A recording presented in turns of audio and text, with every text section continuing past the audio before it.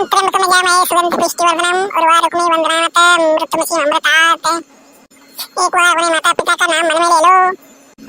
अरे बाबा, इतना सब पकवान देख के तो माता पिता का पेट भर जाएगा। हाँ जरूर जरूर भर जाएगा। पहले एक पात्र में थोड़ा थोड़ा सब में से लेके और नदी के किनारे रखो। बाबा रख दिया। एक बार मन में माता पिता का नाम लो, मैं मंत्र पढ़ूंगा तो उनकी आत्मा को शांति मिलेगी। हाँ हाँ।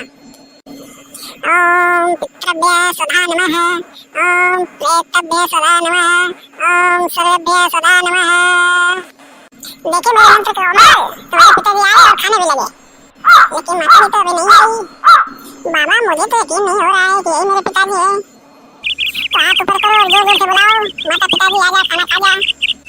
माता पिताजी आ जाओ, अच्छे अच्छे पकवान खा जाओ। असुर के नाती बोल तो ऐसे हैं जैसे जिंदा थे तो डेली पानी लेके दौड़ते थे।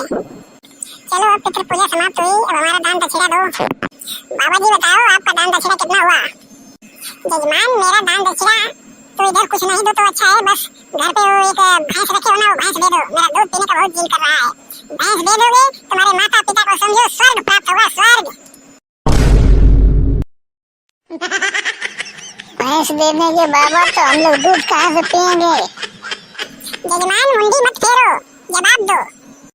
अरे काल जवाब दे पंडित जी, तुम तो हमारा कमरिए तोड़ दिए। हम तो सोचे कि ससुर के नाते 11 रुपया में फरिया जाएगा। अब का टेंशन लिए हो जजमान, अब तो माता पिता दोनों आ गए। 11 रुपया नहीं फरियाएगा बाबू। हाँ तो आप ही बता दो बाबा, कम से कम 51 रुपया लगेगा। बाबा एक बार कान खोल के सुन लो, न हमारा न तुम्हारा 21 रुपया देता हूँ बस। आओ भाई साहब लोग, 21 रुपया का जमाना रहेगा ना।